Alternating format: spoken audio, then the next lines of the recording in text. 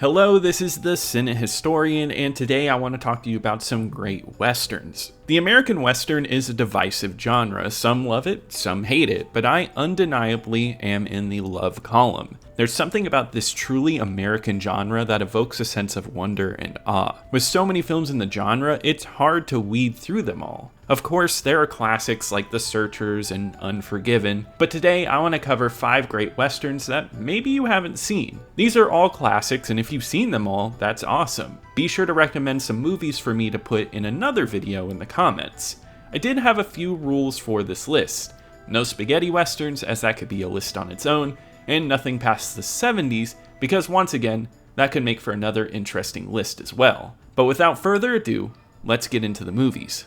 The first is Bend of the River, which was released in 1952. This is the second in a series of 8 movies on which director Anthony Mann and James Stewart teamed up. It's a duo that would change the public persona of Stewart from the likable everyman to something with a little more grit. The most famous film they did together was Winchester 73, which has an adventurous plot following a stolen gun and the story surrounding it. I wanted to go for a Mann film that I don't see as much love for, but I believe is the best they ever did together. Bend of the River takes a simplistic approach to the Western genre, which at first glance appears to be a settlement drama. A wagon train looking to settle in Oregon finds a place to settle. They've made a deal with Portland to get supplies by winter. Winter approaches, and with no supplies in sight, Stewart goes to Portland to find out what's going on. The recent gold rush has caused prices to inflate, and the deal has been broken, and this causes a fight to get those supplies, and many of the characters have ill intentions. It's simplistic, but that supports the film's major positives: cinematography and performances. Oregon is captured perfectly. The Technicolor process allows the deep greens of the trees to pop, and the browns of the terrain to stand out, capturing an Old West that isn't desert and ghost towns, but a lush sea of trees untouched by man. This makes it unique from other Western films, and it always has something on the screen to be in awe of. It's matched perfectly with a score that evokes the adventure of the Old West. Stewart is incredible in this movie, playing a hardened cowboy with a dark past. The simplicity of the plot allows for many moments of introspection. He attempts to run away from his past and grapples with it along with the foes in front of him. Stewart's emotion oozes through the screen with a furious character pushed to his limits. An excellent cast supports him with Arthur Kennedy, who is always fantastic. He's an actor who can display everything that needs to be said just with his smile. He's an underrated actor of the era. Bend of the River is a classic Western with a great cowboy story, but its gorgeous locations, score, and performances elevate it. Stewart and Mann are essential parts of film history, and if you love James Stewart's personas in It's a Wonderful Life or Mr. Smith Goes to Washington, it's a true treat to see him become a gunslinger. This one is a must-watch. Next is The Ox-Bow Incident, from 1943, directed by William A. Wellman, a longtime Hollywood director and the first ever person to direct a Best Picture winner with 1927's Wings. Ox-Bow Incident was also nominated for Best Picture and is the last movie to only be nominated for Best Picture and nothing else. This is the earliest Western on today's list, but it still packs quite a punch, even today, with a story on mob mentality and judgment. Funny enough, starring Henry Fonda, who famously stars in 12 Angry Men and covers a lot of the same issues. Yet here it's told in an even tighter package, lasting only 75 minutes. The director William Wellman's impeccable direction helps keep this short runtime packed with tension and intrigue. The Ox-Bow Incident has us following 2 wanderers, Art Croft and Gil Carter, as they enter a town. We soon learn that a man has been murdered and his cattle are missing. All the townspeople gather around to hunt the offenders, and the 2 follow along. They soon find a group of 3 with the cattle, and they say that they bought the cattle but received no bill of sale. The mob still plans to lynch the 3, and Henry Fonda tries his hardest to convince them that they don't need to hang these men without due process.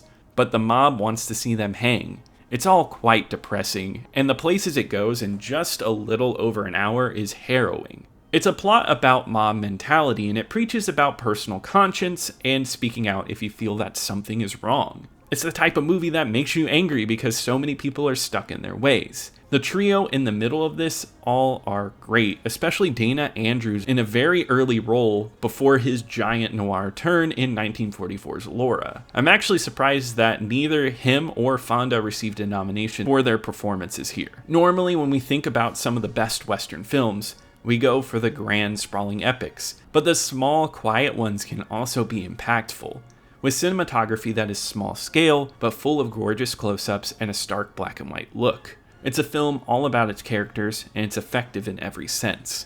I don't want to dive too deep into it, because its ending is crazy shocking for something that's 80 years old, and I think that's one of the many elements that make this an essential Western. Next is a more popular choice, but one that you need to see if you haven't. That's 1952's High Noon, directed by Fred Zinnemann and written by Carl Foreman. High Noon is one of the tightest written westerns of all time, with all of the action taking place within 85 minutes in real time. It's also a huge allegory for blacklisting that was going on in Hollywood over people affiliated with the Communist Party. That element has been written and talked about countless times, but it's still a very interesting angle. Even if you took that out, you still have a gripping narrative that forces you to wait with our lead and his inevitable doom. We follow Marshal Will Kane, played by Gary Cooper in this movie. He has recently married a Quaker, and they plan to run off together. But word comes in the town that a man who Kane had imprisoned is out, and is coming on the noon train to murder him. Kane decides to stay in town and face him with the help of his friends. Unfortunately, no one is willing to stand up and fight, leaving Kane in desperation as the clock ticks closer and closer to noon. All of this is directed to absolute perfection, with close-ups of clocks constantly popping up. Something is always reminding us of time. No matter what happens, time continues to flow, and we cannot stop it. Noon is approaching, and Kane looks flustered. This is Gary Cooper in an Oscar-winning performance, and he fully deserves that award. Cooper may not have been the greatest actor of his time, but he made up for it in personality. Yet here, I think he captures this character perfectly. It's an aging marshal who constantly sweats, afraid of what's to come. He constantly flashes looks of fear and terror. Cooper is vulnerable here, deciding not to use any makeup and letting his age show. His vulnerability makes for an extremely lovable character, someone we can all hope to be, someone that stands up for something. A supporting cast helps out with this movie, with Grace Kelly doing a great job and Lee Van Cleef in his feature film debut. Here, he doesn't even speak a single line, but you can tell that he has a personality made for the movies. Funny enough, the lead role was thrown all over Hollywood, with names like Marlon Brando popping up, and most famously, John Wayne, who claimed that this movie was un-American, even though many American presidents have claimed this movie to be one of their favorites. And I think most find themselves in Cooper's portrayal of a man committed to the call of duty, no matter the opinions of others. I think anyone from anywhere has felt alone in a fight, and it's perfectly captured here in the Old West. This is a must-watch for any movie fan. The next movie is The Man Who Shot Liberty Valance from 1962, directed by John Ford. John Ford is one of the greatest directors of all time and could direct any genre he wanted, but the Western is what he's most remembered for. From 1939's Stagecoach to 1956's The Searchers, which nowadays is considered one of the greatest films ever made. Capturing gorgeous Western vistas with his cinematography was his calling card, but Liberty Valance takes a step back from that with a closer portrayal and a character study. It's considered a great film today, but many who talk about Ford's work talk about a few others before this one. However, something about the plot here connects to me so much.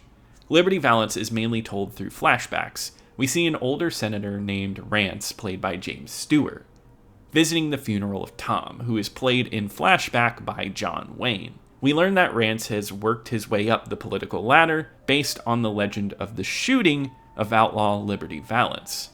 We see Rance early on as a coward in this new town and being bullied by this outlaw Liberty. Soon, through the story he weaves, we find out that the legend is completely false and the truth behind it. It's a study of legends, and what is actually legend might be further from the truth. Stewart breaks into the frontier when it is lawless, and men like John Wayne rule it. By the end of it all, the man who is not the story's hero takes all the glory and brings civility to the West. It makes you question who your heroes actually are, and asks complex questions about our past, something that wouldn't be done as well without great lead performances. Stewart is great as always, displaying someone who is weaker but still empathetic in a way.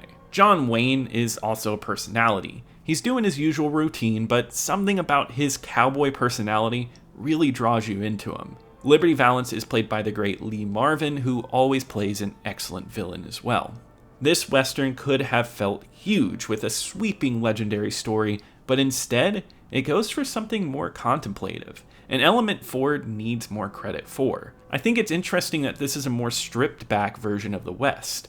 The choice of making this film black and white instead of color gives it a stark look. It could have easily been color in 1962, but the cinematography here is excellent. I feel like this is Ford taking on something a bit more cynical with age, and I find that to be highly interesting and new for a Western in the early 60s. It is well worth checking out. The final Western on today's list is Bad Day at Black Rock from 1955, directed by John Sturges. Sturges is one of the great directors as well, who made films like The Magnificent Seven and The Great Escape. This movie is one you have to go with me here on. It's not traditionally a Western because it does take place in the 1940s, but it uses a lot of Western themes and takes place in a Western-styled town. It plays with tropes of the lone wanderer strolling in the town, asking questions, and finding out the town has dirty secrets. It mixes noir and Western into one excellent package. The movie opens with a one-armed man played by Spencer Tracy stepping off a train in a small town. He is looking for a Japanese man. Everyone in town is standoffish, and they won't allow him to drink at the bar or even stay the night at the hotel. Tracy digs deeper and deeper to discover the dark secret that is hidden in this town. It's one of the earliest movies to explore Japanese racism and internment in World War II. It's an exploration of racism, and it's really bleak for this time in film history, especially pre-1960s. It's troubling to watch, and to see everyone covering up what might have happened to this Japanese man is tense. So far, I'm sure you've noticed that I love a great low-key Western focusing on characters. I personally feel like it's through these portrayals that we get to explore the myth of the American West and break it down. This idea would be heavily explored in the 1970s and in the modern age, but there's something about its exploration pre-1970s that I love, especially with aging actors putting in some of their best work. Spencer Tracy is incredible in this movie, playing an aging and haggard old man who will fight to figure out what happened to this man.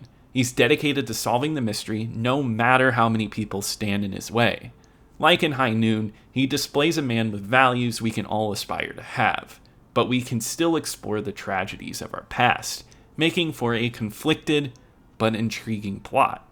Set design is one element I haven't spoken of so far, and I think it's a powerful part of a great Western, and it works really well here in Bad Day at Black Rock. Creating that Western atmosphere is so important. It's a small cast in a small town, and you can tell it's deteriorated with crumbling buildings and a muted color scheme. Every set feels stagnant, but for a purpose. It's also a movie where at first glance, you understand the layout and how everything is built and works. It explains so much you need to know for context without any cast member needing to tell you through dialogue. It's a great example of show, don't tell in a movie, not just in set design, but in acting as well. Bad Day at Black Rock is an essential for anyone who is a fan of noirs or Westerns. But that does wrap it up for today. If you enjoyed this video, subscribe to keep up with more movie videos. Be sure to put in the comments which of these are your favorites, what I should cover next. Like this video if you enjoyed it, but I'll see you next time.